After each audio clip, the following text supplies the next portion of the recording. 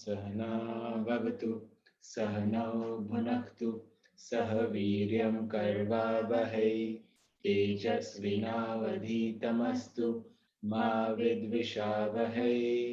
ॐ शान्ति शान्ति शान्तिः। ॐ सदाशिवसमारम्भां शङ्कराचार्यमध्यमाम् अस्मदाचार्यपर्यन्तां वन्दे गुरुपरम्पराम्। ॐ गुरुर्ब्रह्मा गुरुर्विष्णु गुरुर्देवो महेश्वरः गुरुः साक्षात् परं ब्रह्म तस्मै श्रीगुरवे नमः। ॐ सरस्वती नमस्तुभ्यं वरदे कामरूपिणि विद्यारम्भं करिष्यामि सिद्धिर्भवतु मे सदा।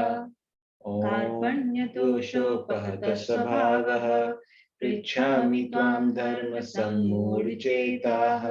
यश्श्रेयस्यानिश्चितं ब्रूहि तन्मे शिष्यस्तेऽहं शाधि मां त्वां प्रपन्नम्।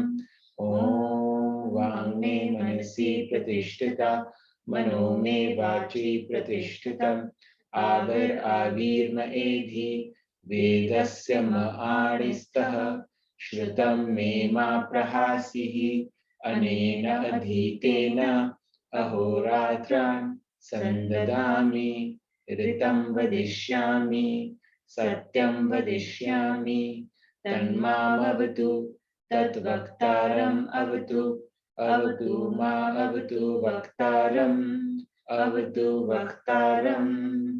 ॐ शान्ति शान्ति शान्तिः। ॐ भद्रं कर्णेभिः शृणुयाम देवाः भद्रं पश्येम अक्षभिर्यजत्राः स्थिरैरङ्गे स्तुष्टुवाग्वं स्वस्तिनूभिः व्यशेम देवहितं यदायुः स्वस्ति न इन्द्रो वृद्धश्रवाः स्वस्ति न पूषा विश्ववेदाः स्वस्ति नस्ताक्षो अरिष्टनेमिः स्वस्ति नो बृहस्पतिर्दधातु। ॐ शान्ति शान्ति शान्तिः। ॐ अहं वृक्षस्य रेरिव कीर्तिपृष्ठं गिरेरिव ऊर्ध्वो पवित्रो वाजिनीव स्वमृतम् अस्मि द्रविणग्वं सर्वर्चषं सुमेधा अमृतोक्षतः इति त्रिशङ्कोर्वेदानुवचनम्। ॐ शान्ति शान्ति शान्तिः।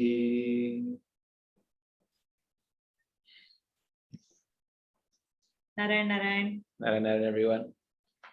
So we'll start with chanting shlokas 1 to 14 for chapter 3 and then revise shloka 15. Ath tritiyo adhyayah Arjunavacha. So please read with me, right?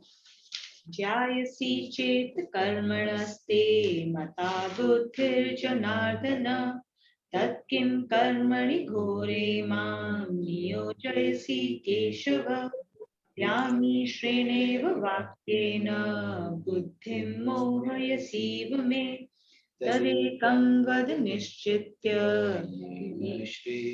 हमाप्नुयाम्। श्रीभगवानुवाच लोके अस्मिन् द्विविधा निष्ठा पुरा प्रोक्ता मया नघ ज्ञानयोगेन साङ्ख्यानां योगेन योगिनाम् न कर्मणां नारम्भात् नैष्कर्म्यं पुरुषोऽश्नुते न च सन्न्यसनादेव सिद्धिं समधिगच्छति न हि कश्चित् क्षणमपि जातु तिष्ठत्य कर्मकृत् कार्यते ह्यवशः कर्म सर्वः प्रकृतिजैर्गुणे कर्मेन्द्रियाणि संयम्य य आस्ते मनसा स्मरन् इन्द्रियार्थान् विमूढात्मा मिथ्याचार स उच्यते यस्त्विन्द्रियाणि मनसा नियम्यारभते अर्जुन कर्मेन्द्रिय कर्मयोगम् असक्तः स विशिष्यते नियतं कुरु कर्म त्वं कर्मज्यायो ह्यकर्मणः शरीरयात्रा पिचते न प्रसिद्ध्येद कर्मणः यज्ञार्थात् कर्मणो अन्यत्र लोकोऽयं कर्मबन्धनः तदर्थं कर्म कौन्तेय मुक्तसङ्गः समाचर सह यज्ञा प्रजा सृष्ट्वा पुरोवाच प्रजापतिः अनेन प्रसविष्वध्वम् एषोऽस्त्विष्टकामधुक् देवान् भावयतानेन ते देवा भावयन्तु वः परस्परं भावयन्तः श्रेय परमवाप्स्यथ इष्टान् भोगान् हि वो देवा दास्यन्ते यज्ञभाविताः तैर्दत्तान् प्रदायेभ्यो यो भुङ्क्ते तेन एव सः यज्ञशिष्टाशिनः सन्तो मुच्यन्ते सर्वकिल्बिषे भुञ्जते ते त्वघं पापा ये पचन्त्यात्मकारणात् अन्नात् भवन्ति भूतानि पर्जन्यादन्नसम्भवः यज्ञात् भवति पर्जन्यो यज्ञस्य कर्म समुद्भवः. And now Shloka 15. So it's the Shloka 15 for this week.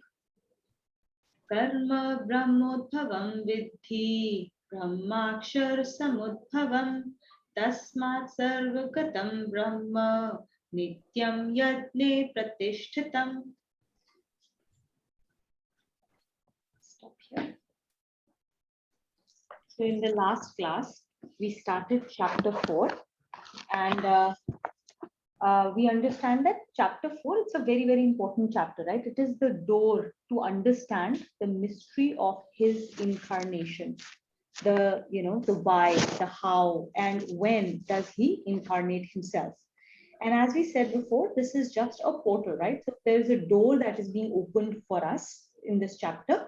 It is for us to walk through that door to fully understand his mystery. And as you can imagine, as with everything else in Gita, we will understand it slowly as our own antahkaran improves, it cleanses, it becomes more and more subtle. That as that happens, we will slowly start to understand the deeper meaning of everything that comes in this chapter. So we'll understand the first layer, we'll come back again, we'll reread it, then we'll understand the second layer, the third layer. So it's like, layers of onions to this. But we'll understand it slowly. And so as we cleanse ourselves, we will increase our patrata for his blessings, which is why there's always so much of emphasis on swadhyaya, because that's the only way we will improve our patrata.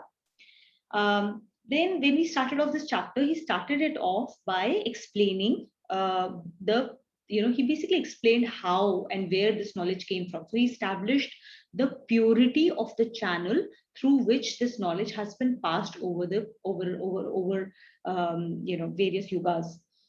So he explained to us that he himself spoke this knowledge to Vivasvat, the Surya god as we know him. And from Vivasvat, it was passed on to his son Manu.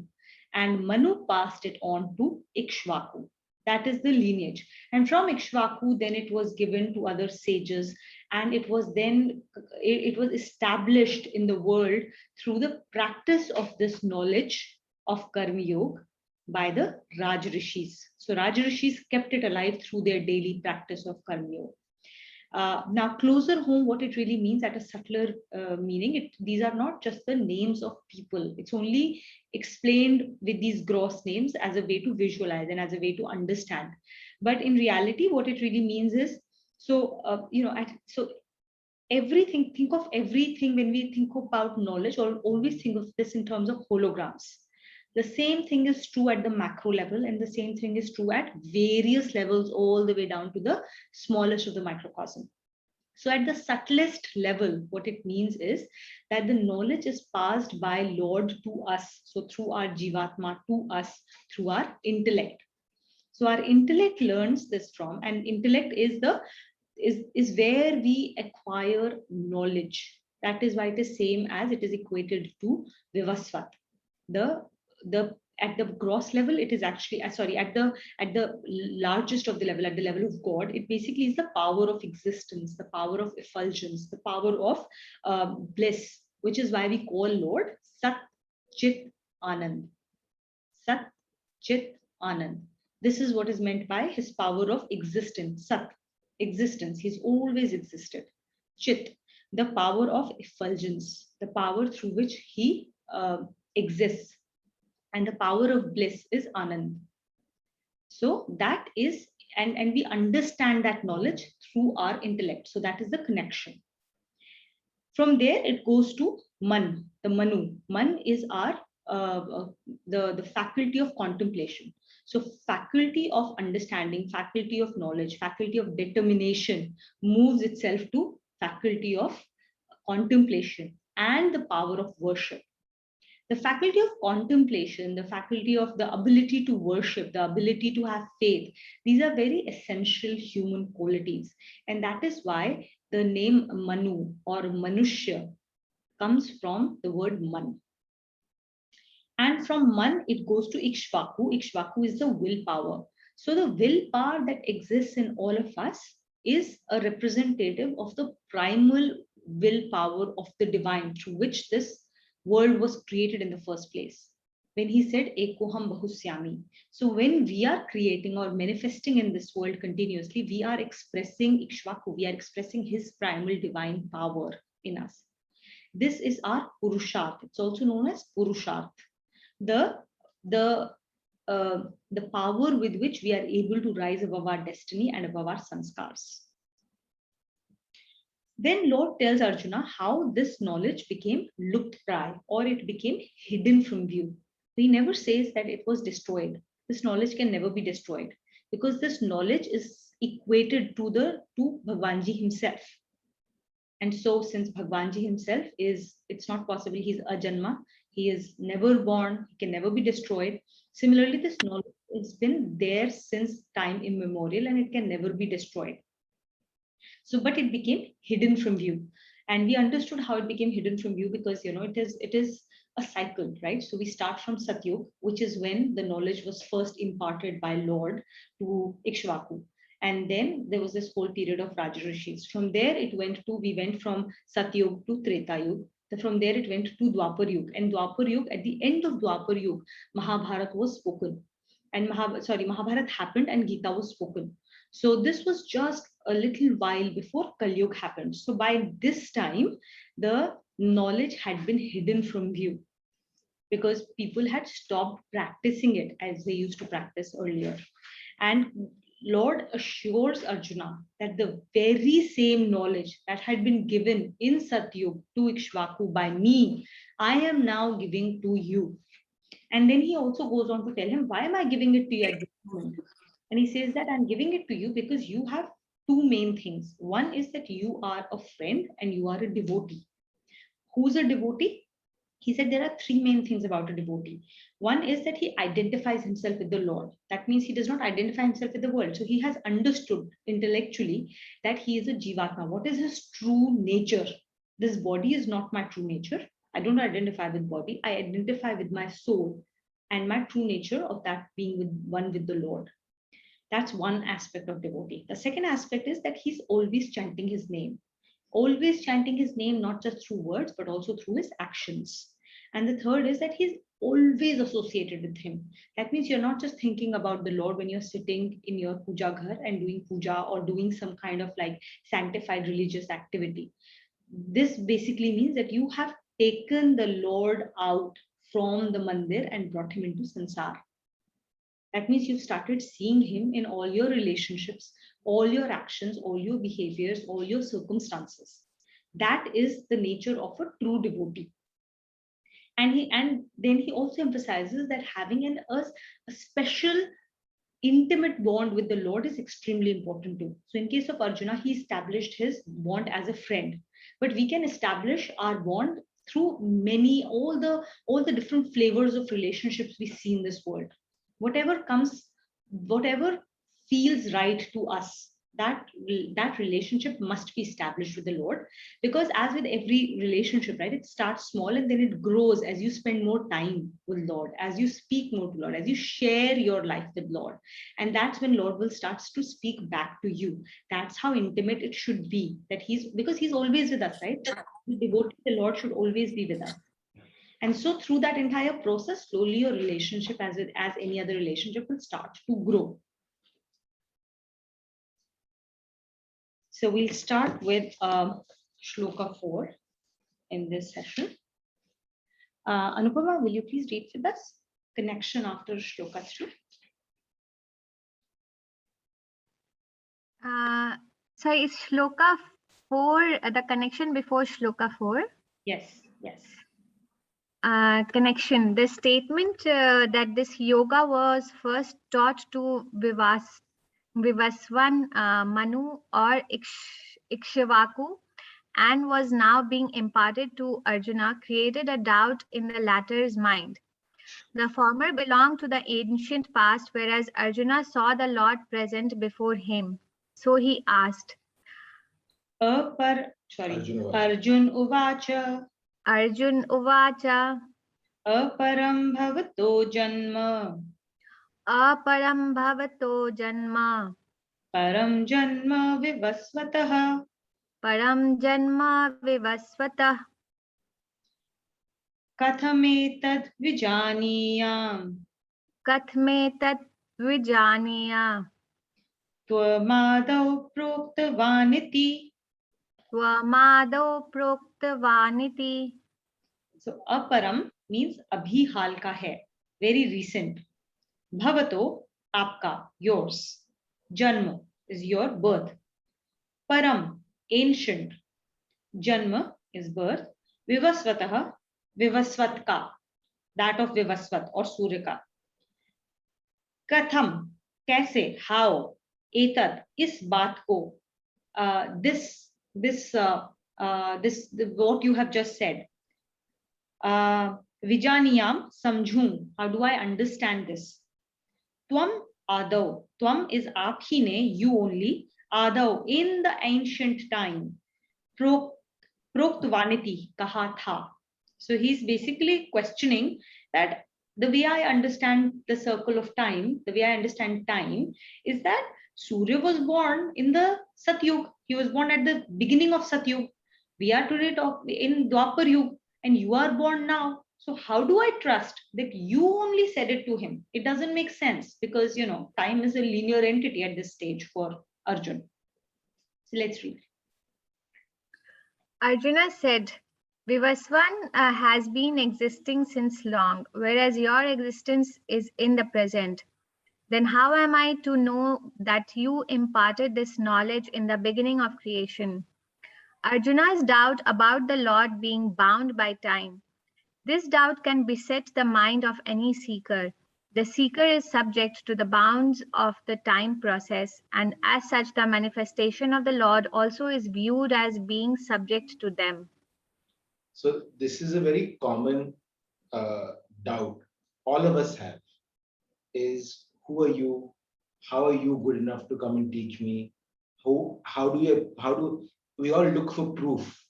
And he's asking for that from Lord Krishna. That, oh, but I have read there have been so many seers in the past, they had true knowledge. You don't, right? And this is common. This is a common way we deal with our sources of knowledge as well. So now the next shlok, Bhagwanji will give an answer. Yeah. And not just the knowledge of the source of knowledge. He's questioning, because he's looking at Krishna in that moment as a friend, as a person who is like him, with a beginning and an end, right? So he's bound by all the universal laws that Arjun himself is subject to. And this is where the mystery of incarnation is now being unfolded slowly by the Lord. Nena, would you read with us? Connection. In answer to this question, the Lord says, Shri Bhagavanu Vacha Shri Bhagavanu Vacha, Bahuni me Vyatitani Bahuni me Vyatitani, Janmani Tava Charjuna Janmani Tava Charjuna, Tanyaham Ved Sarvani Tanyaham Veda Sarvani, Na Tvam Vethat Parantapa Na Tvam Vetha Param Tapa. Bahuni, bahut se. Lots of. Me is mere, mine. Vyatitani ho chuke hain, have happened. Janmani, janm, birth. Tab, tere, yours. Cha is or Arjun. Ta, anyaham, unko main. Ved, जानता हूं, I know them. Sarvani, all. I know them all. Na tvam vethat parantapa. You do not know them, Parantapa.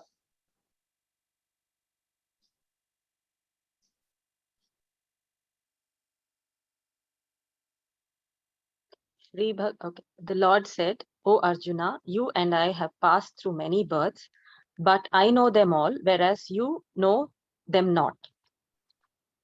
Self, the eternal life element. In this context, a reference may be made to the 12th shloka of chapter 2, in which the Lord said that there never was any time when he was not, or Arjuna was not, or all the assembled kings were not. In fact, this eternal existence is a attribute of the self, universal or individualized, whereas the physical form only is subject to the bounds of the time process. In this shloka, the Lord reveals an important truth about cognition. The cognition of the universal self is unlimited, whereas that of the individualized self is limited to the bounds of the time process. This is why all those who existed in their physical forms before remain in the cognition of the universal self. But the individualized self cognizes only its present physical form. Birth and death are attributes only of the physical form.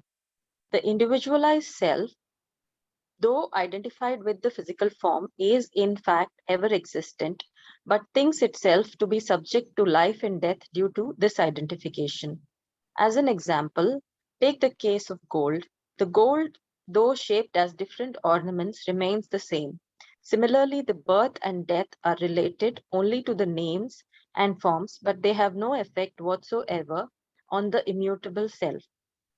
The Lord is the eternal life element, and when he adopts a particular name and form for his manifestation, the existence related to that name and form is called his incarnation.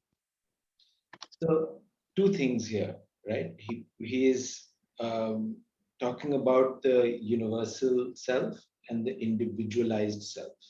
So individualized self is Jivatma, you and me, right? The souls that we have, which are broken away from the universal self, but they still are part of that self. So it's like the waves in the ocean. They're not too far away from the ocean, but they are in that momentary time away from it, or different from it, or higher from it, right? But they are all a reflection of the whole ocean. Ocean is dirty, the wave will be dirty, right? Same thing. That's what the individualized self here is. What is also true is he's referred to chapter 2. Chapter 2, he had given an analogy, which you might remember. The analogy was just like we change our clothes every day, right? And don't get attached to the clothes. Similarly, our souls, for a particular time, get attached to various bodies. So there was no point in time that the soul, our individualized soul, even though it's seemingly separate, that did not exist. It has always existed, right? So that's what he is highlighting on the individualized self.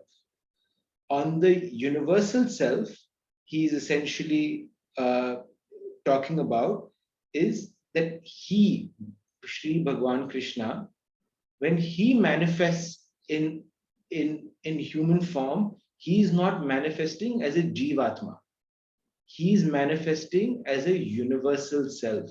He brings the entire, and we will see his entire root in chapter 11, where he gives us his darshan. You will see that he is not bound by that time. His body is, but his soul is not bound by that time. And that's what he's referring to as universal self. Whenever now the difference between universal self and jivatma, right? Like the jivatma being bound by the time limit, whereas and which is why we do not remember our previous births. We only have this cognition of birth and the death, that time frame. This can be broken if we connect ourselves to the universal self. And that is where a lot of, you will see a lot of sages talk about it. People who are, when people connect to the universal self, they are able to do it even when you are in this life. There are a lot of people who connect to it on a very regular basis, whether they recognize it or not. When a lot of transcendental art or music is created, for example, it is typically not created in this realm. Those people in some form for some limited points of time, whether they recognize it or not, are able to connect to the universal self, through which they receive a lot of beautiful knowledge. And that knowledge is then, those gifts then come into this world, whether it is Beethoven creating his music, or whether it is various types of artists, or whether it is even some amazingly transcendental Disney movies that we see. So any form of art, these are examples, these are sparks where we see that individualized self has connected to the universal self.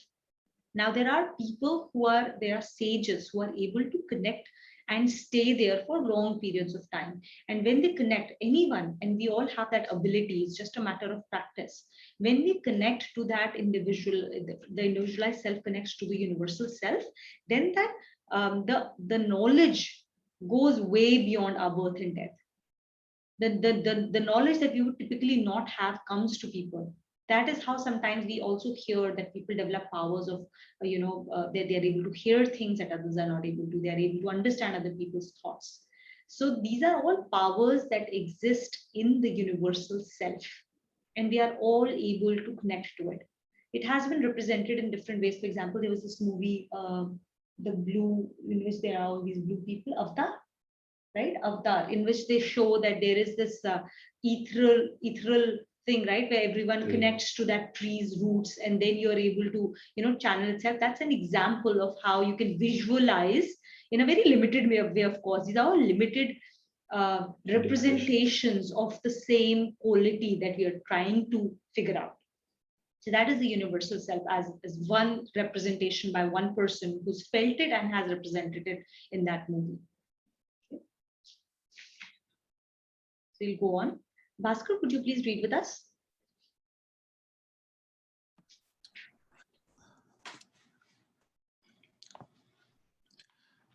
Connection.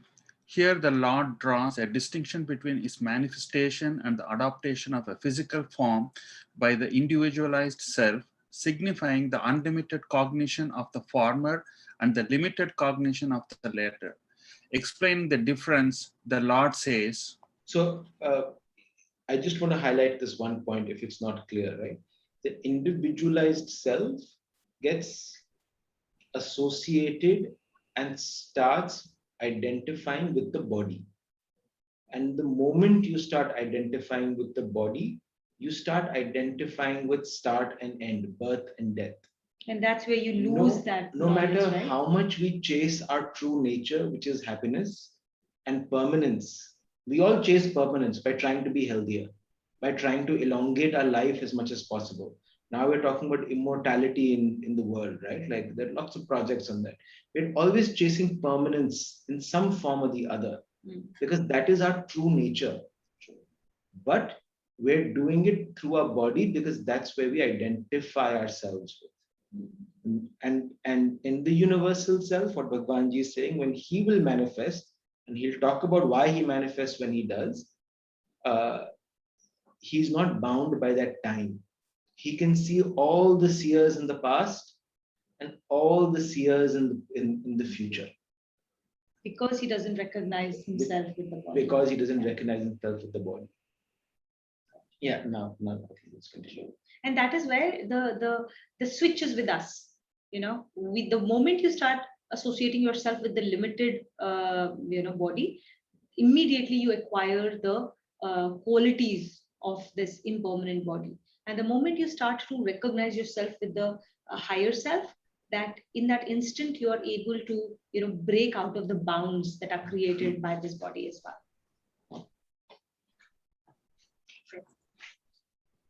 अजोऽपि सन्नव्ययात्मा अजोऽपि सन्नव्ययात्मा Ajobi sanyavyayatma भूतानामीश्वरोऽपि सन् bhutanamishvaropi san प्रकृतिं स्वामधिष्ठाय prakritim swamishtaya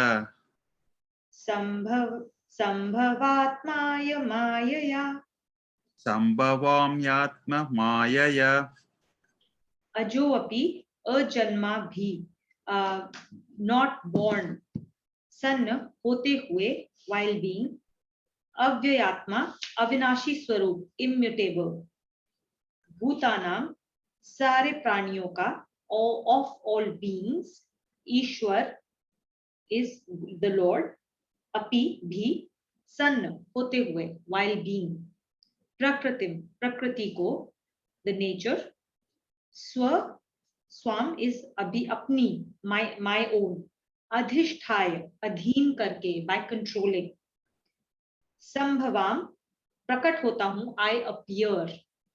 See the word he is using, I appear, not that I am born, I appear.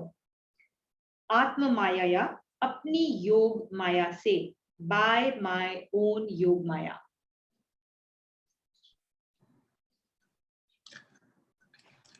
Though ever unborn and unmutable, and though I am the Lord of all beings, I manifest myself by my own Maya, manipulating nature myself. The incomparable features of the Lord's manifestation.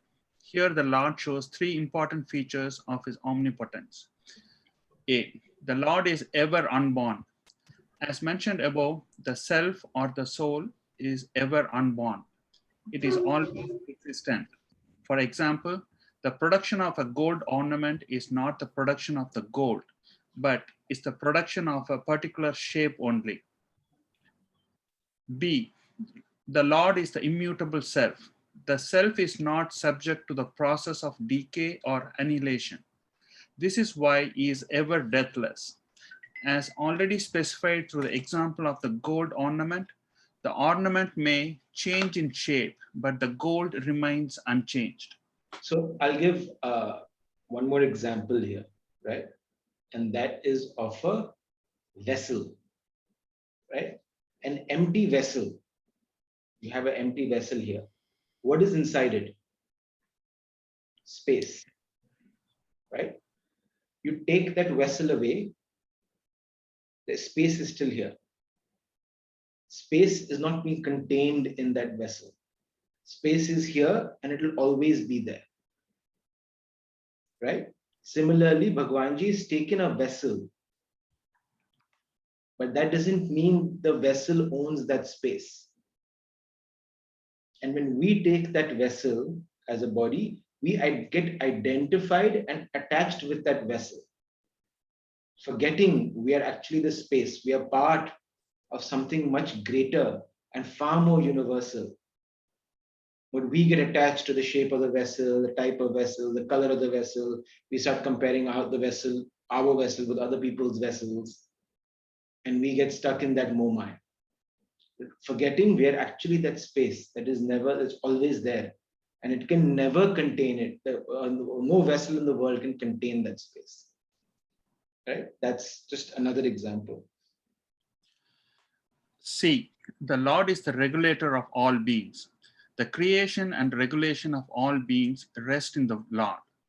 The power of the Lord, which is ever engaged in this process of creation and regulation, is called nature or Maya.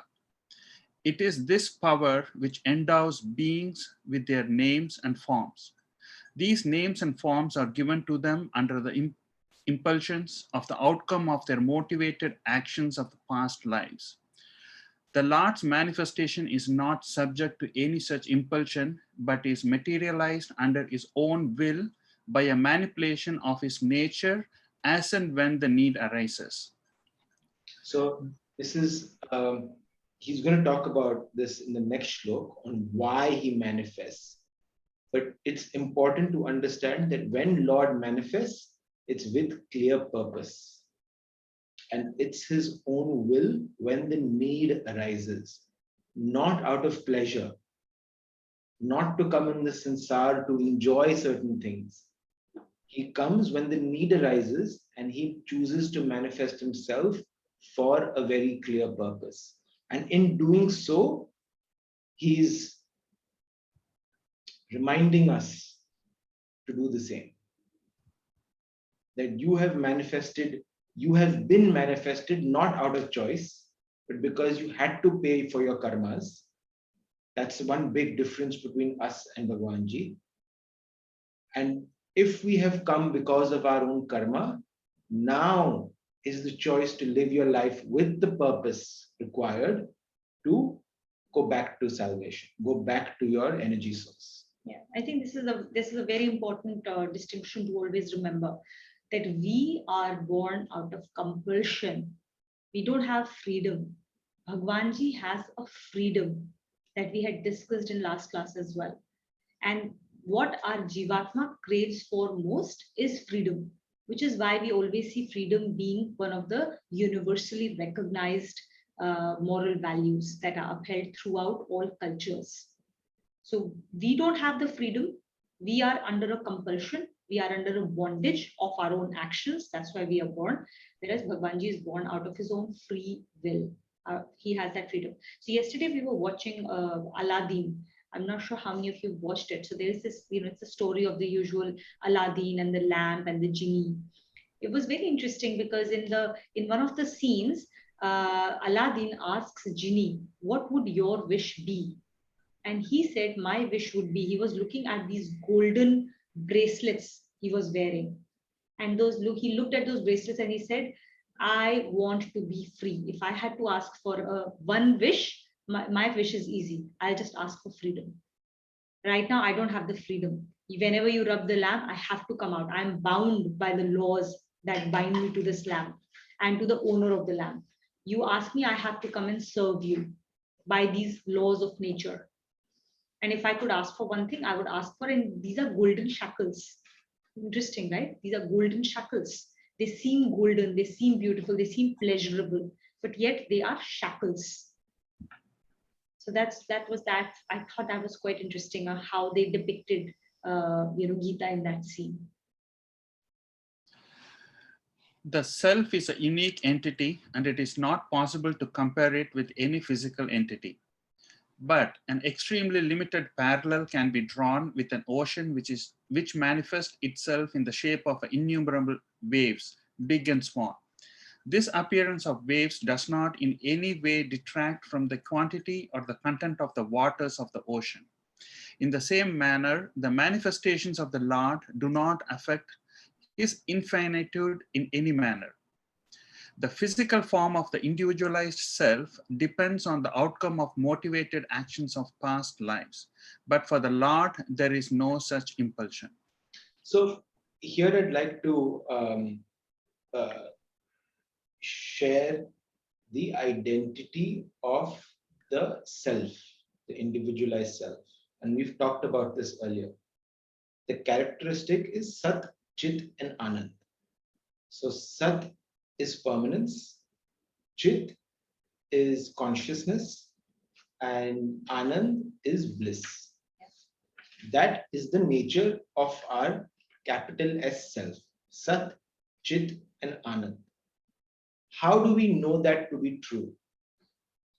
So if you reflect upon it, Sat, permanence, I alluded it to earlier, right?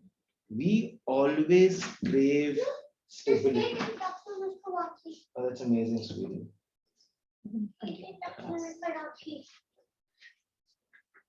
My my son's wish for Rakhi was getting a Captain America Rakhi.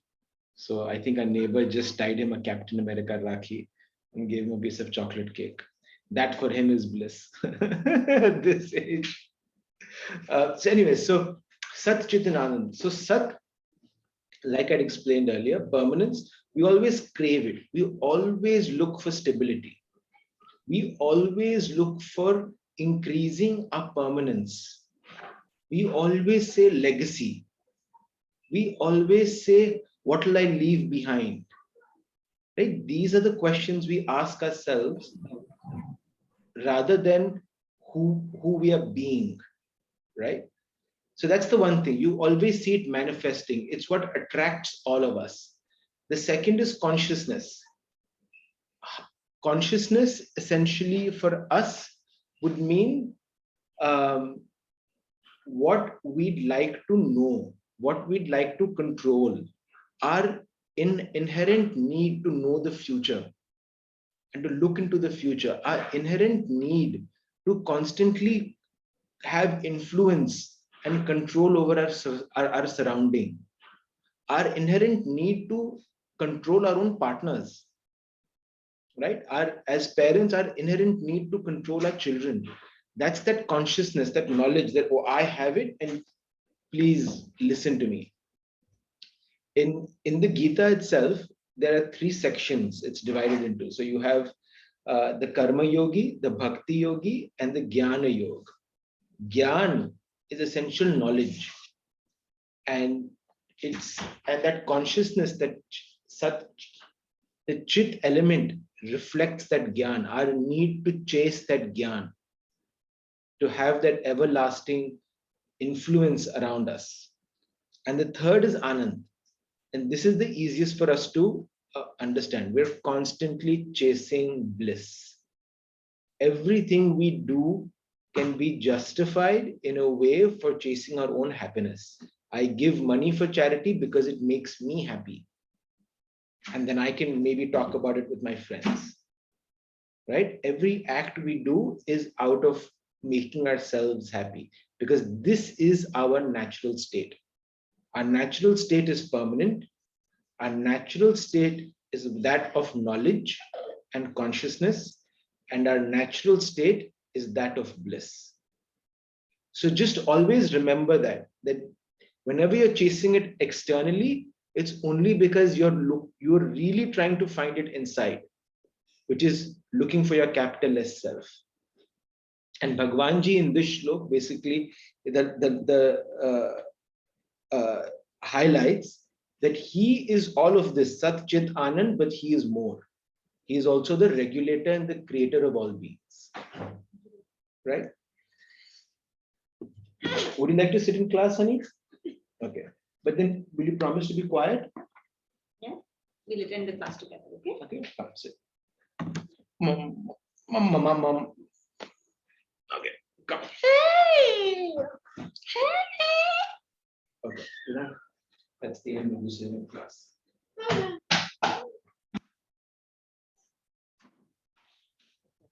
Back to the class. So Kay, will you read with us, please? Sure. Explaining the reasons of his manifestation, the Lord says, Yada yada hi dharmasya Yada yada hi dharmasya glanirbhavati bharata glanirbhavati bharata Abhyuttanamadharmasya Abhyuttanamadharmasya tadat. Sorry, I'm just hearing Vedant cry in the background. It's just making me smile because he's crying because he saw something that we bought for him yesterday. He saw it here and he's like, "Oh my gosh! Like, are you guys using my stuff without asking me?" Tadatmanam srijamayaham. Tadatmanam srijamayaham. So yada yada is jab, whenever. Dharmasya, dharm ki, that of dharm. Glani, hani is destroyed or is reduced. Okay, so bhavati, hoti hai, is done. So whenever dharm is destroyed, Bharata is a way of calling out to Arjun. Abhyuthanam, vradhi, is increased. Adharm, whenever adharm increases, tad atmanam, tab main, smrija mayaham, I manifest myself. So this is one of the more popular shlokas which was made popular in Mahabharata. Let's read. Whenever righteousness is on the wane and there is an ascendancy of unrighteousness, then I give to myself suitable forms of manifestation. The basis of the Lord's manifestation. There are no fixed rules for the incarnation of the Lord or his manifestation in a particular form. Still, he says that whenever dharma or righteousness is on the wane and adharma or unrighteousness is on the ascendant, then there is disharmony in the cosmos. Dharma should not be confused with any particular dogma, faith, denomination, or ritualistic pattern. It is simply the universal law which serves to hold together the inner personality of man to prevent its disintegration. Righteousness fosters and sustains orderliness, harmony, and humane attitudes in life. It is unfortunate that due to narrowness of vision, dharma is sometimes brought down to the level of some external physical marks and behavioral patterns. But righteousness is related to the essence of a man's being, and it is the power which enables him to develop spirituality steadily and to attain his eternal existence unbound by the fetters of births and deaths. This results in manifestation of his inherent divinity. When man loses the will to achieve this goal, unrighteousness gains ascendancy over his life. Preponderance of unrighteousness threatens the extinction of human values, and this becomes the basis for the Lord's incarnation. But what form he would adopt for his incarnation is known only to him, as only the names he would adopt for the re-establishment of righteousness in the world order. This assurance is the sheet anchor for a person to hold fast to righteousness in the face of even the most stupendous tempests of life. This is where he is going to explain to us why he incarnates. So he's very clearly established the purpose of my incarnation is always to make sure that whenever whenever he sees that dharma is being destroyed on earth, and evil things are being evil things are being done more often, that's when he is going to incarnate to cleanse adharm and to increase dharma on earth. Right now, this is at a gross level. Now, when we think of a live example of like a real incarnation, so we have heard of Vishnu's different incarnations, whether it is Lord Varaha or Narsimha or Arjun or Ram. So they come in and they establish the world order. But there are subtler meanings to this. The first subtle meaning is, what is dharma or adharma in the first place? What does it mean when you say that dharma has to be increased? And why is that important? So dharma is just simply rules of the nature, laws of nature. This world has been created, Srishti has been created. The world has been created and there are laws that govern this nature. whether it is, water cycles as an example, right? Or whether it is the way there is interdependence between, when we talk of biodiversity, etc., right? So all of these are various forms of laws which govern the nature. Like even what do you call it, like gurutwakarshan, gravitation is another example of law of nature, right? These laws of nature actually hold the world together. If these laws don't exist, the entire world will collapse. As an example, the reason this world does not collapse into a black hole is because of gravitation. Gravitation creates a very delicate balance between all different masses of body that create it that keep it in this balance, right? Like even in the solar system, the way Earth spins around the sun, it is because of gravitation, which holds this whole thing together. Like how far or how near, and how does moon revolve, right? These are all laws of nature. If there is an imbalance in these laws of nature, the entire universe is going to collapse into a black hole. That's what's going to happen. So that is why it's very important that laws of nature are maintained to make sure that the world remains in its orderly form. That is dharma, the upholding of the law of nature. Every time there is this law of nature starts to go down, and the lawlessness increases. For example, the lawlessness could be the way, for example, we are, as human beings, we are destroying mother nature. The biodiversity is being destroyed, right? That is killing lots of forms of nature out there, which are very important for ecological reasons. That's an example of lawlessness on the rise in a physical way. In a moral way, we see lawlessness arise when we break the basic tenets of nature, of respecting human life, for example. And we see that in a lot of ways. And corruption is an example of moral lawlessness. What's happening in Afghanistan is an example of a moral lawlessness, right? And we've seen how when laws are not complied with, the societies collapse, cultures collapse, the nature collapses. So Bhagwanji is saying that I take birth, not take. So now take birth is not even the right word, right? He's using the word he appears, he incarnates, he's never born, right? So you don't use those words for him. He appears to make sure that the balance of the nature, the laws of nature are adhered back to. Okay. And now in the next shloka, he's going to talk about how does he do that and why does he do that and in what ways does he do that. Okay. So, Rishabh, will you read with us, please?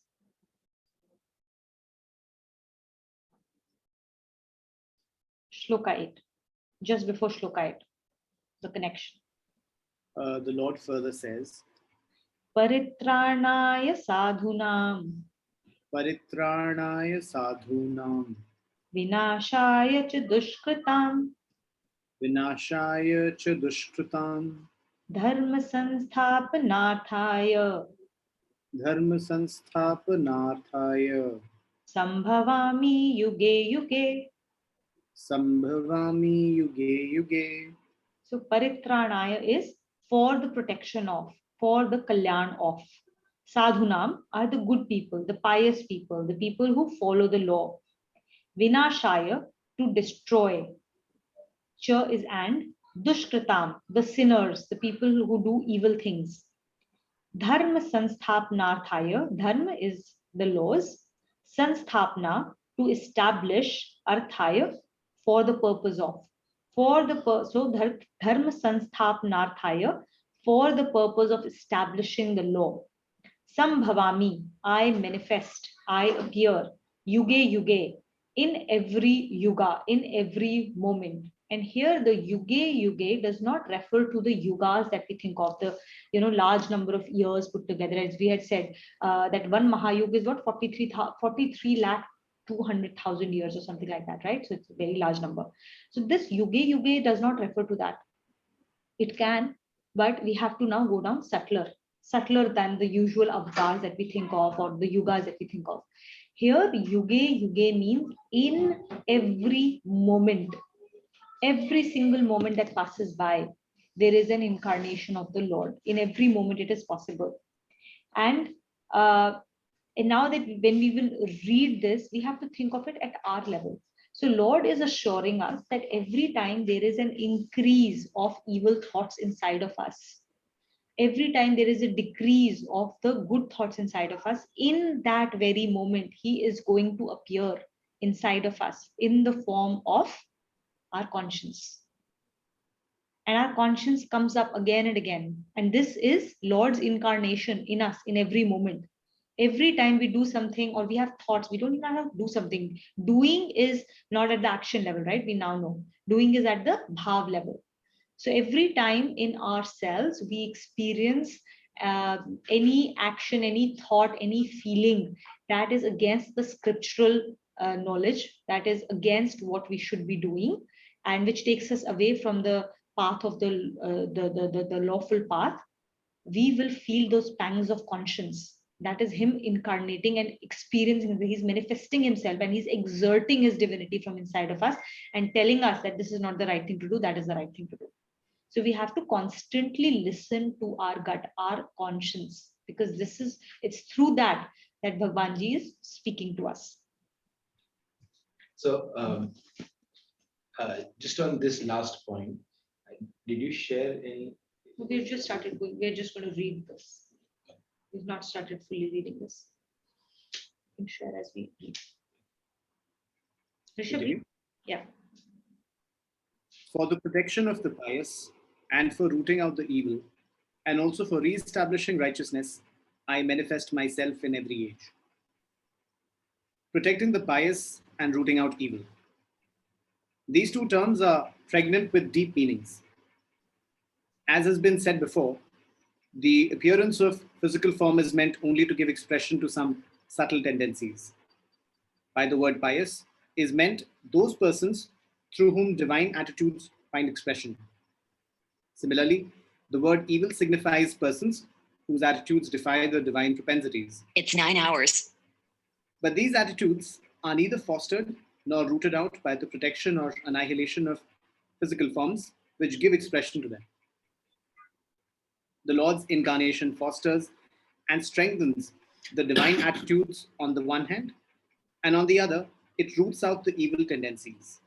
So here it's also important to understand evil tendencies refers to animality. It is not necessarily evil in the form that we think of evil, but it's animal behavior, chasing your senses, chasing that animality that we are born with because we have this body. Which was the 2KLM3. 2KLM3. 2KLM3, right? Right. Krodh, Kam, Lobh, Moh, Mad, Matsar. So, and from a very practical perspective, what Tuina was saying, I'll give you an example and then I'll elaborate on it. Our neighbor, he's a 5-year-old kid. Last week, yeah, it's been 7 days. 7 days ago, he took my son's slippers and his brand new toy that he'd got and threw it out of the balcony.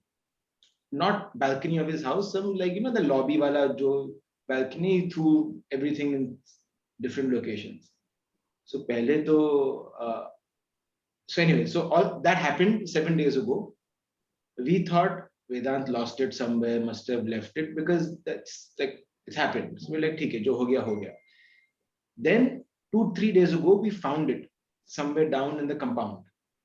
Half of the stuff. We found half the stuff. So like part of the toy and part of the shoe, his Crocs. Like we found one croc and the other is still missing. So we were like, okay, so Vedant. So then Vedant came, our son came back up and he's like, oh Papa, I must have taken it down and forgotten in my secret hiding place. So he shared it and we're like, okay, that happened. Next time be careful what you take down. That kid, our neighbor's kid, had so much guilt for 7 days.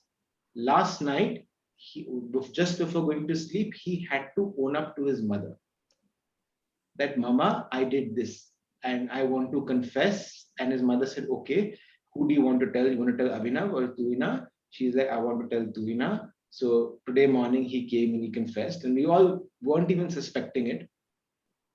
But what is interesting is this is a reflection of the shloka. His animal behavior, he gave into it by throwing the slipper and the toy. But there is something called guilt, which all of us have, which is meant to uphold our morality. Shame, it is meant to uphold our duty. When we don't do some particular thing, or we know we yelled at somebody and we could have been a better person, that guilt will come up, or that shame will come up. No, I don't think I was good enough. I could have done better. Or the guilt will come up. Oh, I really shouldn't have hit the person. That was not okay, right?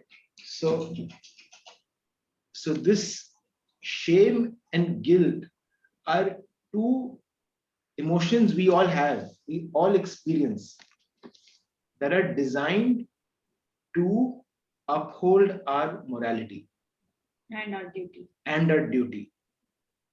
So shame is to, and this, if you think about it, it will be very clear in your own lives. The challenge, though, is in our generation or the last 100 years, shame and guilt are used as ways that are used by parents and teachers in a And the way, society in and general. society in general, in a way to achieve sansaric goal.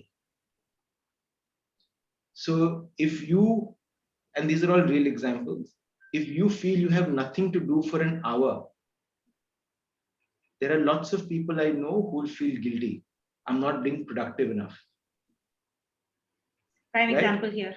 That 1 hour of reflection, meditation, doing nothing, reading, or just Meditation is not doing nothing, but okay. even doing nothing, which is something all our previous generations have experienced.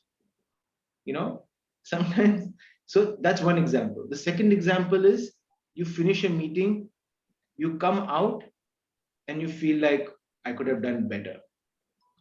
So you're constantly criticizing yourself for not doing enough for sansaric goals, because that's how our shame and guilt have been directed.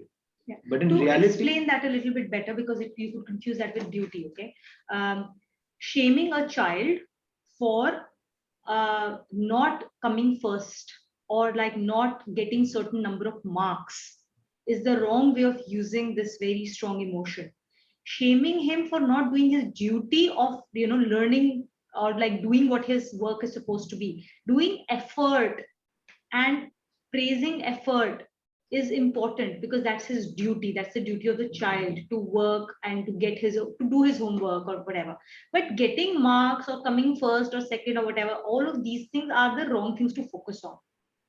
So basically, what are you attaching, what are you using? So these guilt and shame are examples of the emotions which will come from your conscience. Your conscience will tell you, and that is where God is manifesting and incarnating in us at every moment, using them for achieving the right moral values. The right way of being is the correct use of this.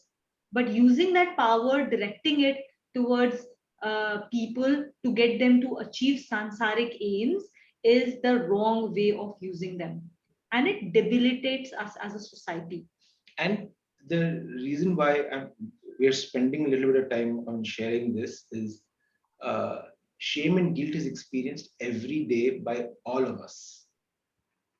It just comes so quickly and goes so quickly, we don't realize it.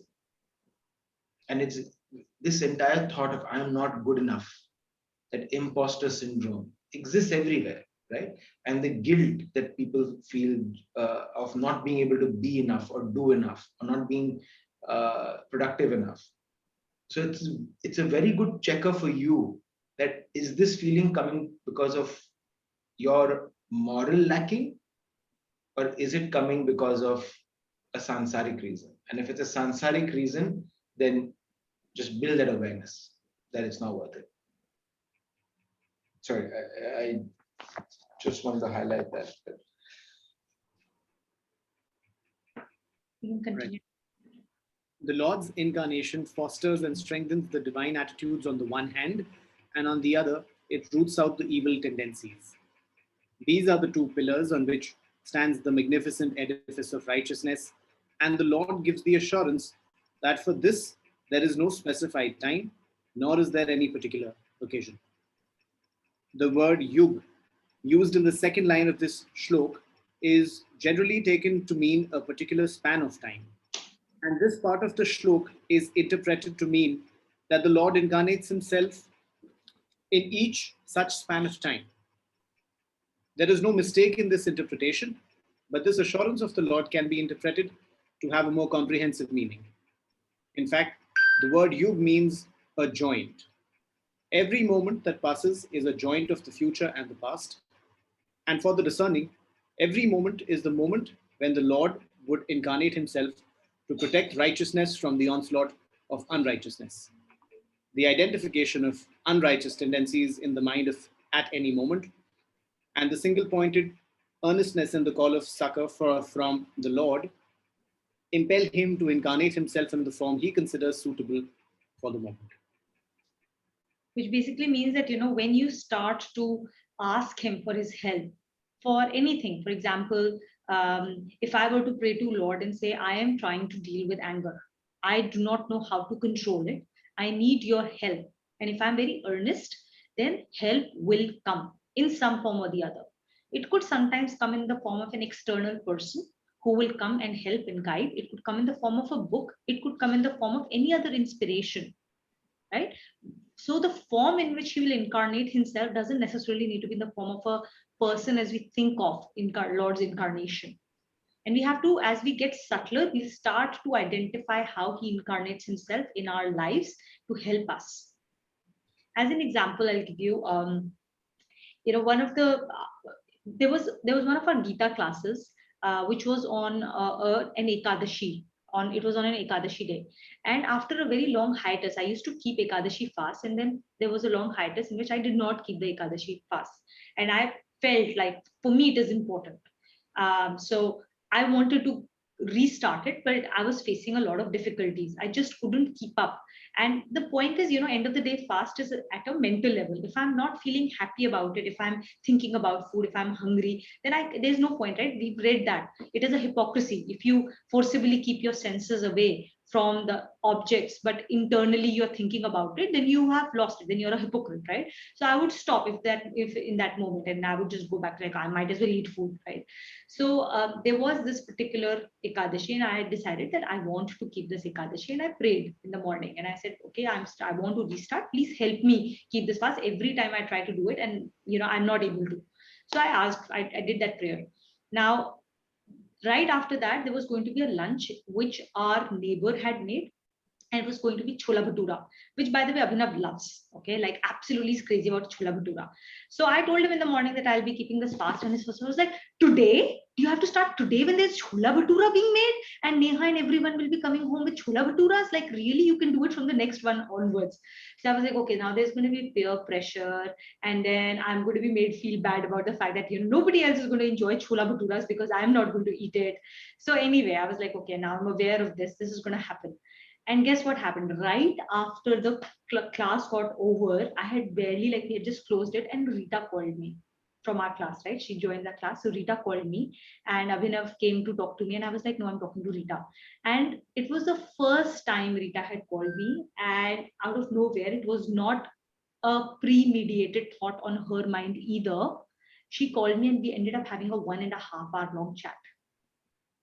Like everybody finished their lunch, they came to call me, and I was like, I'm on a call, guys, go ahead with your lunch. Nobody felt anything bad about it. They all had their lunch, nobody forced me, and I finished that call, and I was like, this was his hand. He incarnated himself in that thought where he came to help me because I had asked for his help to keep that fast. It's just another example that just came to my mind, but like he comes through for his help every time we ask for it in ways that we can't even like tell until our consciousness starts to get subtler to see him in every thing that happens. And for the record, the Chula Bhatura was fantastic.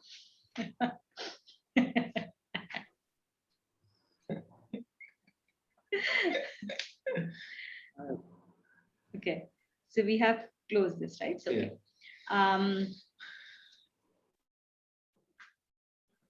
Bhagishri, will you read with us?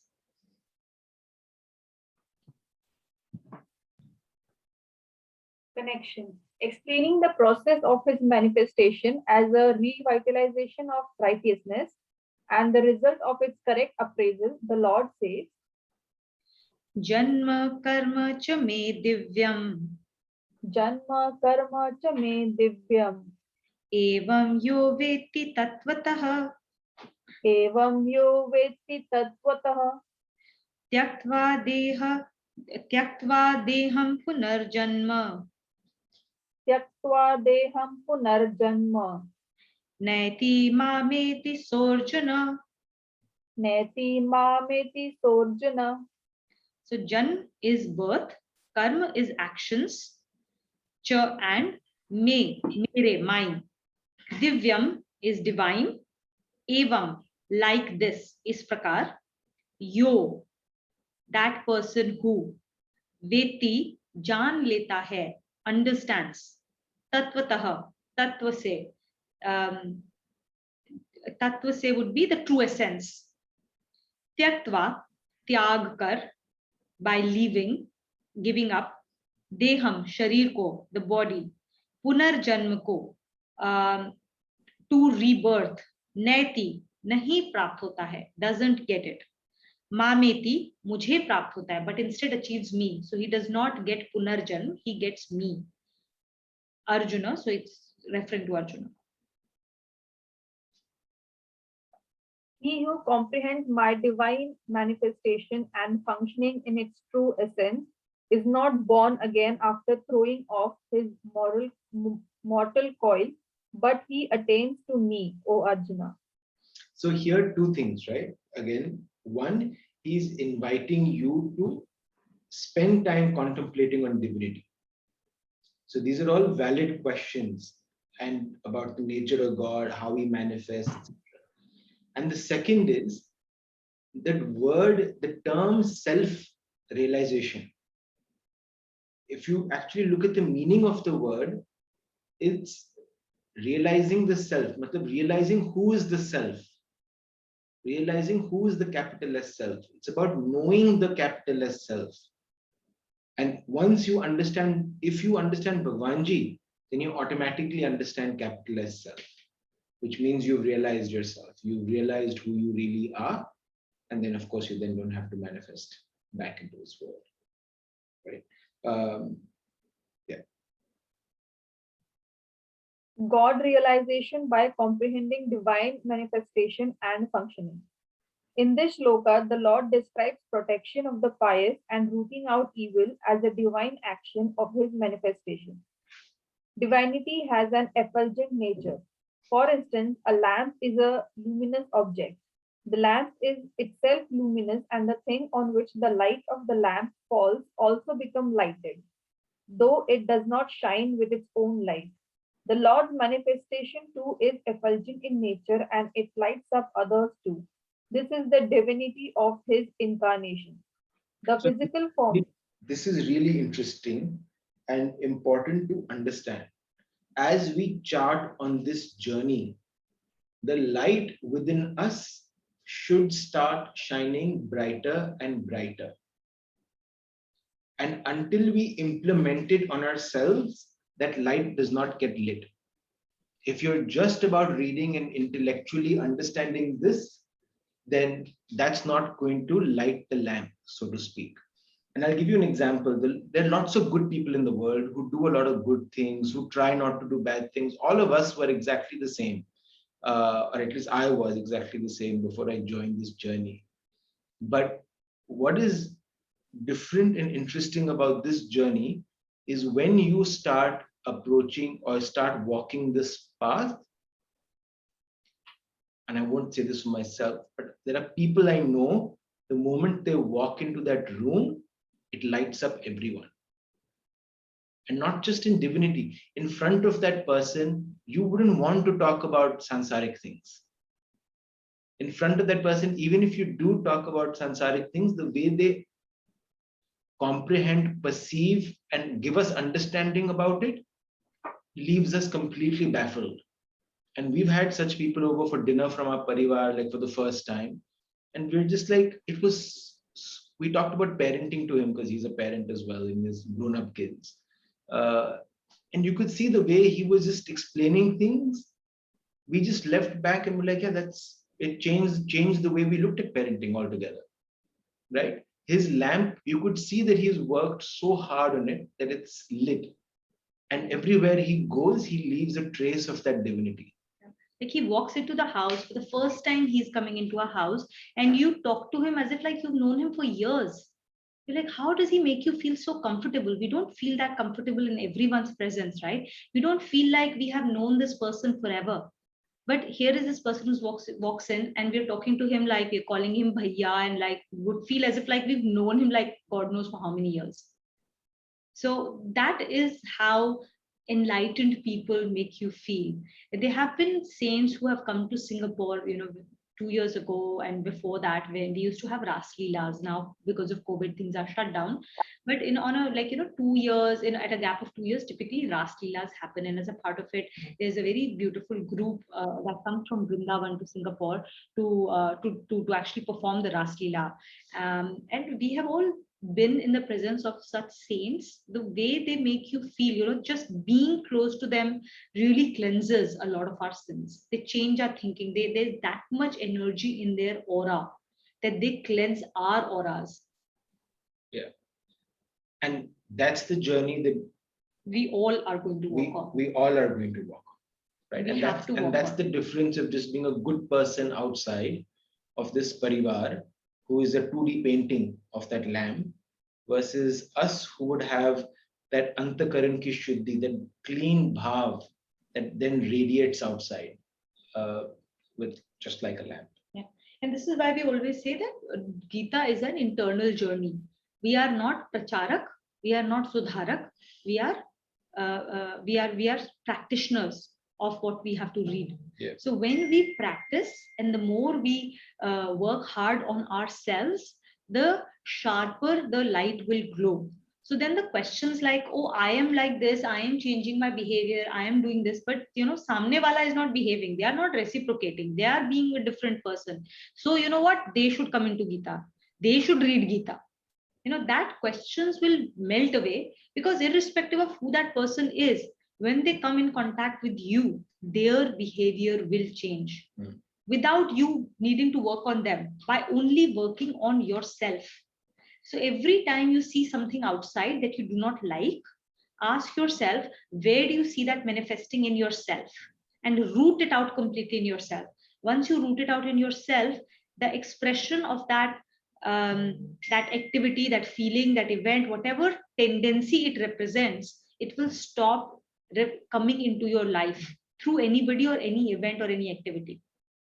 So, and also that's the reason why this program is called the home radiation program, because the intent is to light that lamp in as you as an individual. Once you do it, it will automatically attract more and more people, because that's the nature of us. All right, let's continue reading. The physical form is not deemed to have a real existence at any point of time. At any time, it is only an appearance, but it manifests a subtle divine entity. The man who rises above the impression created by the physical form and perceives the divinity behind it, which is a small part of the Lord's divinity, identifies himself with that divinity. This is why the Lord says that the one who grasps the essence of divinity of his manifestation and functioning attains to him after throwing off one's mortal coil. In other words, giving up identification with the mortal body results in becoming unified with the immortal self. And this can happen, this attainment will not just happen after giving up the mortal coil or this mortal body. This identification can happen while we are living in this moment, right here. Yeah. There are different views on the subject of incarnation. Some hold the view that God incarnates himself in the shape of a human being. Others hold the view that this concept of incarnation would amount to reducing the infinitude to finite limits. A simple example would be illustrative of the concept of incarnation in some measure. In a play, that actors portray certain characters. Sometimes the director of the play may decide to appear on the stage as an actor too. It is not necessary that he would always appear only as a hero or in the main role. What role he would play would be decided by himself. The roles of other actors are also decided by him. If the play is on some episode from the Mahabharata, the actors playing the roles in it do not, in fact, become persons whose roles they play, nor is it necessary that the director would play the role only of Sri Krishna. The roles played are expressions of the original roles only, but the actors who play the roles do not actually become those persons.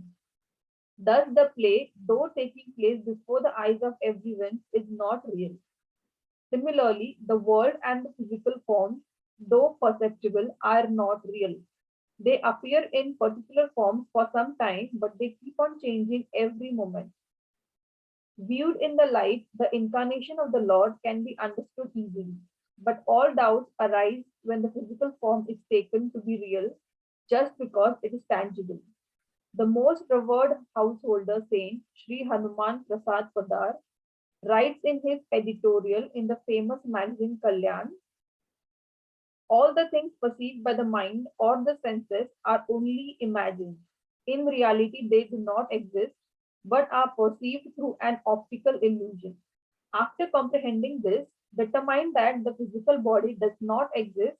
Thereafter, determine that the senses too do not exist. Thereafter, similarly realize the non-existence of mind and intellect. After doing this, give up the determinative faculty also. This will give you the perception of what God is. What remains after total elimination of all and what cannot be eliminated is the concept of truth. The perceptor of all creation and the perception of creation is the one God only, and you are not different from Him. Knowing this, identify yourself with God. Shri Hanuman Prasad Podarji, whose name has been mentioned here, he is our Babuji. When we refer to, right, we say there's Babaji and there's Babuji. So Babaji was the Sankhya Yogi and Babuji was the Grahast Ashram Yogi. And his name was Shri Hanuman Prasad Podarji. So they came together, they established the Gita Press through which we have received this book as well, right? So he's Babuji basically. I just wanted to let you know who the person being referred to is. Yeah. So I think this example of the actor and director is quite straightforward to understand, right? How Bhagwanji can take a particular role on, but that doesn't mean that becomes his identity, right? Another example of the way to see it is if a president of a country goes to visit a prison and someone takes a photograph of that person, it doesn't mean that that person is in prison. We know he's just going to inspect it. And it's the same thing with our true nature, that we are coming in for a very short period of time. And yeah, it doesn't mean that we become that thing. Like, we talked about this in chapter 2. There is always an I who is observing something, right? So if I'm seeing this Kindle, who's the I that is seeing it? Is it the eyes? No, it's not the eyes. It's the brain that powers the eyes. Okay, where in the brain is seeing it and perceiving it? Is it the intellect? No, the intellect is making sense of the perception that this is potentially a Kindle. I could open it and it's not, right? So there is always, if you go deeper and deeper and deeper, there is an observer inside of us. And that observer is the real. And the only way to perceive him is what Babuji has shown to us. There's only one way. Everything we see, we think, we perceive, we can imagine is not real. So there is nothing in this world that will help us understand who he is. So the only way to understand him is by contemplating and by the process of elimination. whatever you understand, eliminate it. This is not him. This is also not him. So everything we see is not him. The senses of perception through which we see things is not him. The mind is not him. Even the intellect is not him. Then what remains? After you have eliminated everything, what remains is him. This is the only path to understand him. Yeah. So just to add on to that, right? You can only experience glimpses of his miracles around you in the manifestation. That's what we talk about. You cannot see him, but you can experience its glimpses. It's like love. You cannot see love. We all know there is love. And if I ask each of you to give me a definition of love, it will be completely different for each person. And how each of us express that love is going to be completely different. But at the essence of it, we all have experienced it.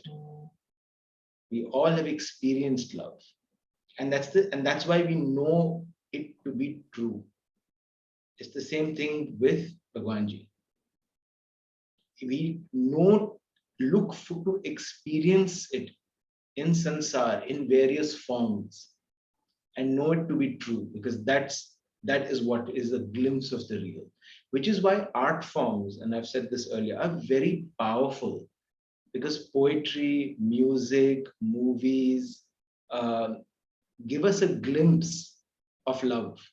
Like you want to express your love, you won't write a thesis on it, right? You won't write a logical paper with chapters and indexing, but you will write a poem.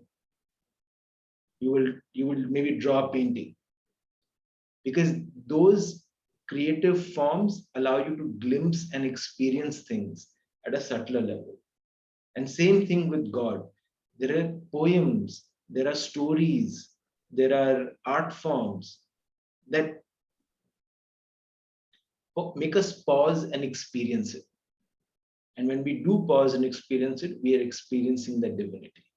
And for those things, we should become more aware that, hey, I just experienced the presence of divine. I need to have more of this in my life.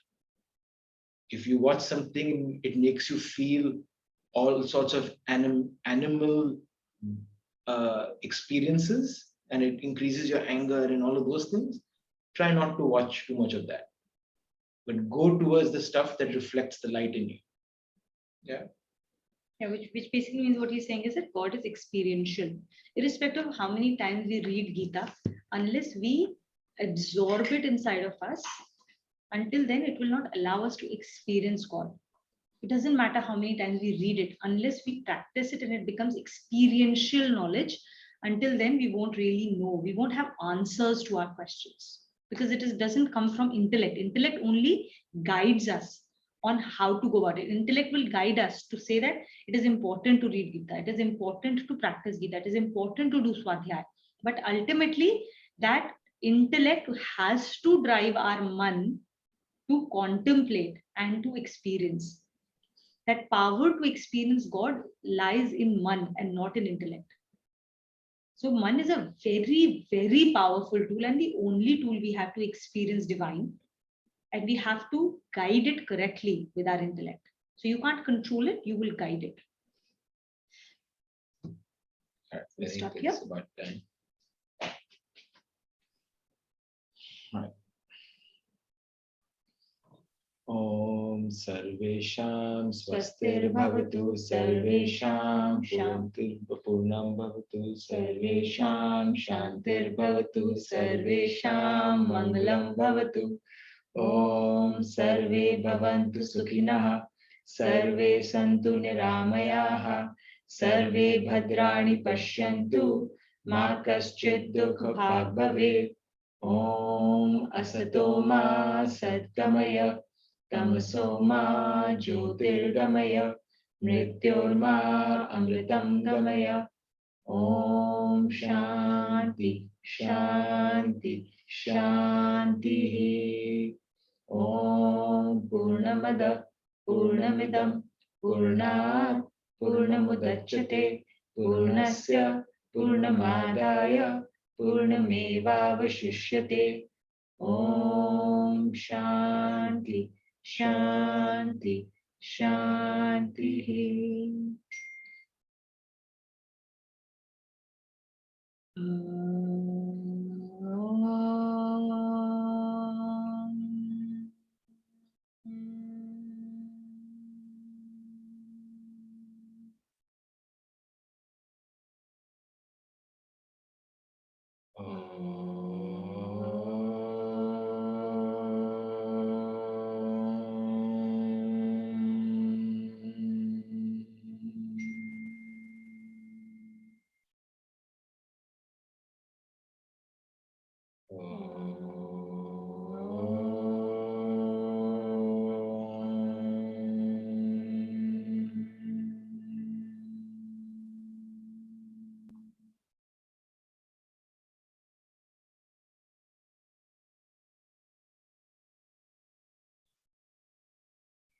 Narayan, Narayan.